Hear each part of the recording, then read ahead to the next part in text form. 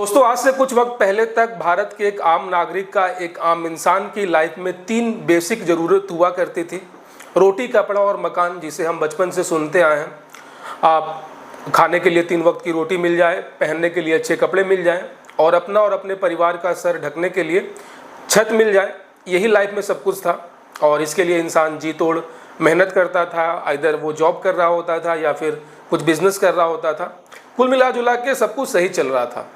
लेकिन आज जब हम 2024 में यहाँ पे बैठे हुए हैं तो यहाँ पे एक ज़बरदस्ती एक चीज़ एक ऐसा है जो कुछ बैंकों ने, कुछ मुनाफाखोरों ने या फिर कुछ ऐसी NBFC कंपनियों ने लोगों को लुभाने के लिए, लोगों की शांति को भंग करने के लिए उसमें एक और बेसिक चीज़ ऐड कर दिया है। जो कि पहले रोटी, कपड़ा और मकान हुआ करता था, अब हर एक इंसान जिसकी उम्र 18 साल से ऊपर है उसके लाइफ में एक और चीज़ ऐड कर दिया गया है। हालांकि ज़बरदस्ती है, लेकिन उसके मन में ऐसा बैठा दिया गया है कि रोटी, कपड़ा और मकान के साथ साथ आपका अपना जो सिविल स्कोर है ये भी बेहतर होना ज़रूरी है। हम सभी के लाइफ में आपका एक सिविल स्कोर, क्रेडिट स्कोर, ये एक बहुत बड़ा रोल प्ले करता है।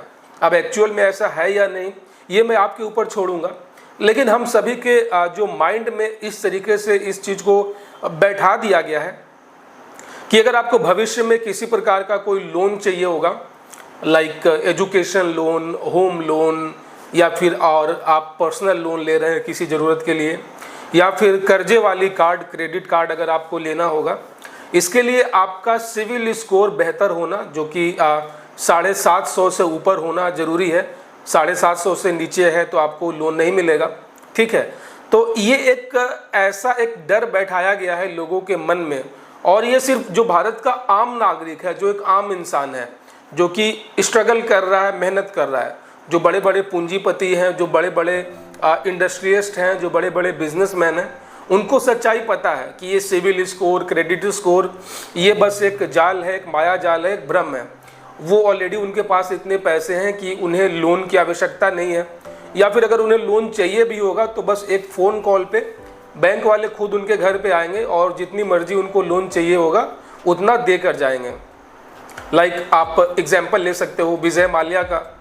मुझे नहीं मालूम कि उसका सिविल स्कोर कितना था, लेकिन उसके ऊपर लगभग 8,000 से 9,000 करोड़ रुपए का कर्जा है और वो एक घोषित डिफ़ॉल्टर है और वो इंडिया से बाहर रह रहा है। ठीक है, जहाँ पे एक गरीब किसान का अगर 1 लाख रुपए भी बकाया हो जाती है तो उसको इस हद तक टॉर्चर किया जाता है, इस हद तक उसको हैरेसमेंट किया जाता है कि बहुत सारे किसानों ने सुसाइड कर लिया है।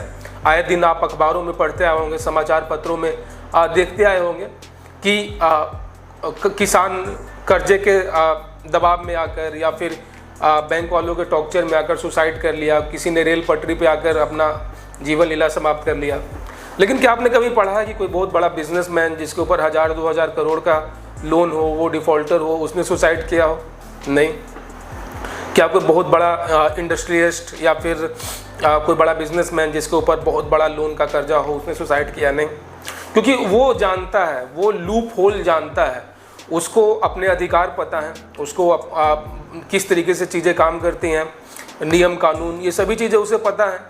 और सबसे बड़ी बात क्या है कि उसको अपने सिविल स्कोर का चिंता नहीं है, जो एक आम नागरिक के मन में बता बताकर सिविल स्कोर तुम्हारा लो हो जाएगा, सिविल स्कोर लो हो जाएगा, इस हद तक उसके माइंड में बैठा दिया गया है कि इंसान अपना रोटी, कपड़ा और मकान को छोड़कर, जो एक बेसिक चीज़ जो होता है उसको छोड़कर, केवल उनके माइंड में अब ये हो गया है कि यार अब मेरा सिविल स्कोर बेहतर होना चाहिए। भले मैं 2 टाइम खाना खाऊं या ना खाऊं, अगर मैं अच्छे कपड़े पहनूं ना पहनूं, भले ही मैं अच्छे घर में रहूं ना रहूं, लेकिन मेरा सिविल स्कोर है वो 750 प्लस होना चाहिए, क्योंकि मुझे भविष्य में लोन की आवश्यकता होगी।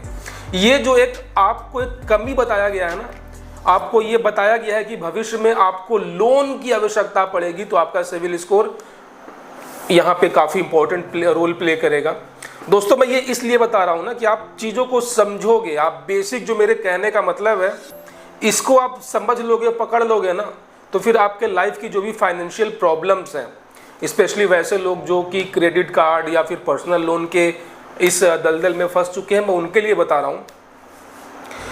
जब भी, और ये जो सिविल स्कोर का डर इसीलिए बैठाया गया था ताकि ये जो भी कंपनियां जो मार्केट में लोगों को लोन दे रही हैं, जो भी NBFC कंपनियां लोगों को जो छोटे छोटे लोन दे रही हैं, उसकी रिकवरी के लिए कि किस तरीके से वो पैसे रिकवर हो जाए बैठे बैठे, तो उसको डर दिखाकर सिविल स्कोर का उनसे पेनाल्टी भी लो, उनसे इंटरेस्ट भी लो, और जो पैसा हमने प्रिंसिपल अमाउंट उनको दिया है वो तो हम वापस लेंगे ही लेंगे।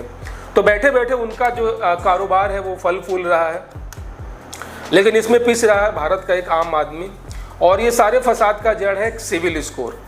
दोस्तों मैं आपको बताता हूँ, अगर मैं बता रहा हूँ, अगर आपको शांति से सुकून से अगर अपना जीवन जीना है, तो मैं कहता हूँ कि आपका सिविल स्कोर जितना लो होगा, जितना डाउन होगा, आप उतना ही टेंशन फ्री और स्ट्रेस फ्री लाइफ जी सकोगे, क्योंकि वहाँ पे आपके ऊपर कोई भी उधार का, कोई भी कर्ज का बोझ नहीं रहेगा।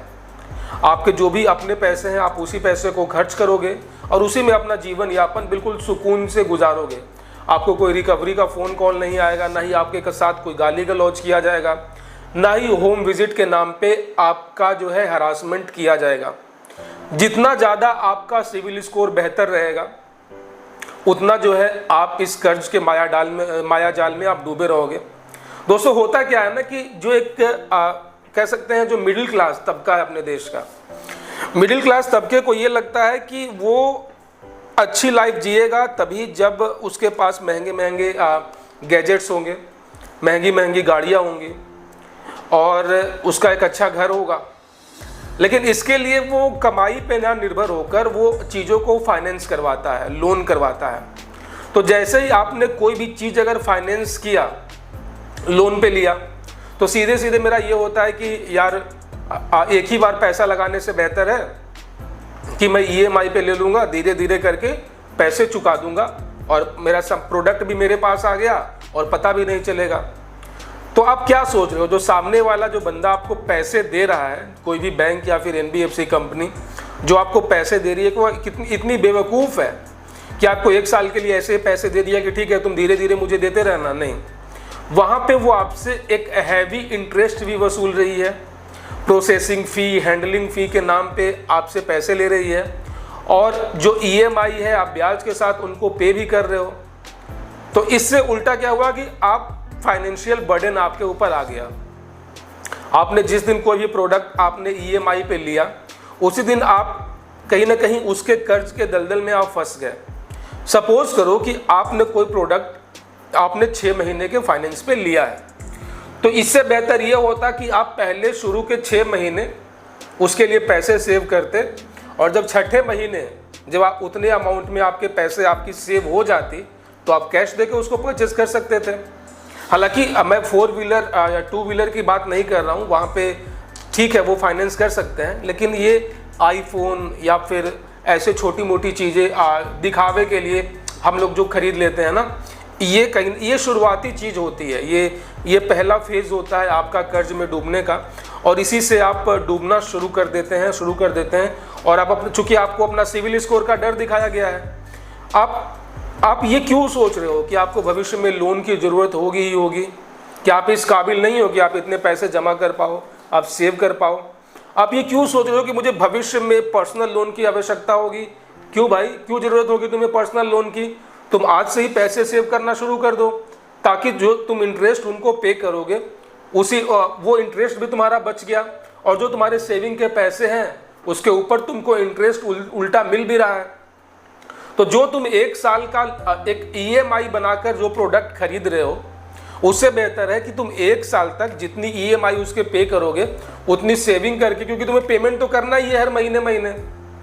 तो प्रोडक्ट लेने के बाद पेमेंट करने से बेहतर है कि उस प्रोडक्ट लेने से पहले ही महीने सेविंग करके तुम एक ही बार वो प्रोडक्ट को खरीद लो, ताकि तुम्हारे पैसे भी बच गए और तुम्हारे ऊपर कोई भी लोन का कर्जा भी नहीं हुआ। और दोस्तों मैं बता रहा हूँ आपको, आपका सिविल स्कोर जितना डाउन होगा ना, आप उतने ठंडे रहोगे, क्योंकि आप बिल्कुल होपलेस हो कि मुझे तो कोई लोन देगा नहीं, मुझे तो कोई क्रेडिट कार्ड देगा नहीं, मुझे तो कोई कर्जा देगा नहीं।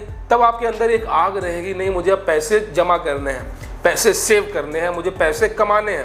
लेकिन वही आपका सिविल स्कोर ज़्यादा रहेगा तो आप तो टेंशन फ्री रहोगे, चलो यार मैं कर्जा ले लूँगा, मैं लोन ले लूँगा, मैं किसी चाइनीज़ ऐप से लोन ले लूँगा, और इस तरीके से आप जो है कर्ज के दलदल में धीरे धीरे फंसोगे आप।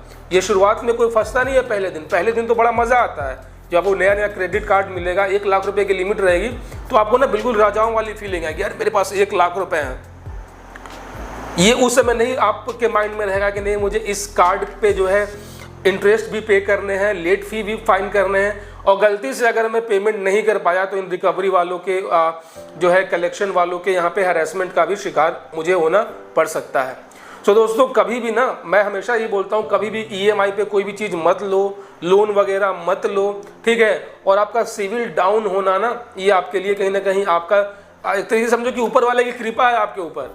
ऊपर वाला नहीं चाहता कि आप कर्ज में डूबो, कर्ज के दलदल में डूबो। ऊपर वाला चाहता है कि आप लाइफ में मेहनत करो, आगे बढ़ो। तो सिविल स्कोर जितना डाउन हो रहा है होने दो, भूल जाओ कि कुछ सिविल स्कोर या कुछ लोन जैसा भी कोई चीज़ होता है। यार पहले के ज़माने में देखो ना, पहले के ज़माने में लोग कैसे बिल्कुल स्ट्रेस फ्री लाइफ जीते थे, कैसे लोग बिल्कुल सर्वाइव करते थे। तब तो कोई लोन नहीं लेता था, उस वक्त तो कोई बैंक या फिर ऐसी छोटी मोटी चाइनीज़ कंपनियाँ नहीं थी। तो उस वक्त लोग relax free, tension free life जी रहे थे। तो आपको वही करना है। और ये जो सिविल का डर आपको दिखाया जाता है, ये जो 10,000 12,000 पे जो काम करते हैं ना एम्प्लॉयज़ लोग, जो रिकवरी के जो काम करते हैं, जो एजेंट्स होते हैं, जिनकी खुद की सैलरी 8,000 10,000 12,000 होती है, वो आपको ऐसा प्रिटेंड करेंगे कि वो बहुत बड़े फाइनेंशियल एडवाइज़र हैं और सर अगर आपका सिविल लो हुआ तो आपकी ज़िंदगी बर्बाद हो जाएगी। बिल्कुल भी नहीं भाई। एक स्ट्रेस फ्री जीवन क्या होता है, एक टेंशन फ्री और कर्ज मुक्त ज़िंदगी क्या होती है, ये आप तब महसूस करोगे जब आपके ऊपर 1 रुपये का कर्जा नहीं रहेगा, आपके ऊपर 1 रुपये का कोई लोन नहीं रहेगा। तब आप बिल्कुल बिंदास होकर अपनी ज़िंदगी जी पाओगे। जो दोस्तों ये मेरे दिल की बात है, मैं थोड़ा सा इमोशनल हो रहा हूँ, ठीक है, क्योंकि मेरा मकसद है आपको गाइड करना एज अ फाइनेंशियल एडवाइज़र। मैं नहीं चाहता हूँ यार कि मैं आए दिन न्यूज़ में देखता रहता हूँ कि कर्ज के दलदल में आकर किसी ने जहर पी लिया, कोई नदी में कूद गया, कोई ट्रेन के सामने आ गया। तो पहला दिन तो उसे इस बात का पता नहीं था ना, तो क्या पता मेरे इस वीडियो को देखने के बाद पहले ही दिन लोगों को ये पता चल जाए कि नहीं इसका नतीजा ये हो सकता है, तो मैं क्यों ही कर्ज के दलदल में फंसूं, मैं क्यों ही क्रेडिट कार्ड, पर्सनल लोन, ऐसे तमाम चीज़ों में अपनी ज़िंदगी बर्बाद करूं। मैं मेहनत करके पैसे जमा करूंगा, अपने सेविंग्स अकाउंट के पैसों के ऊपर मैं ऐश करूंगा, जो भी मुझे ज़रूरत होगी मैं अपने सेविंग्स के पैसों पे करूंगा, ताकि मुझे किसी के सामने झुकना नहीं पड़ेगा, किसी का सुनना नहीं पड़ेगा। तो दोस्तों आशा और उम्मीद करता हूँ कि इस वीडियो से आप मेरे कहने का मीनिंग समझ पाए होंगे। और मेरा इंटेंशन किसी को हर्ट करना नहीं है, ना ही किसी को नीचा दिखाना है, बट इंटेंशन मेरा ये है कि आप यार एक स्ट्रेसफुल लाइफ जियो, ठीक है। जब आप कर्ज मुक्त ज़िंदगी जियोगे ना तो बिल्कुल राजाओं वाली फीलिंग आएगी। ये क्रेडिट कार्ड लेकर राजाओं वाली फीलिंग नहीं आती है। चलो अपना बहुत सारा ख्याल रखना। जय हिंद।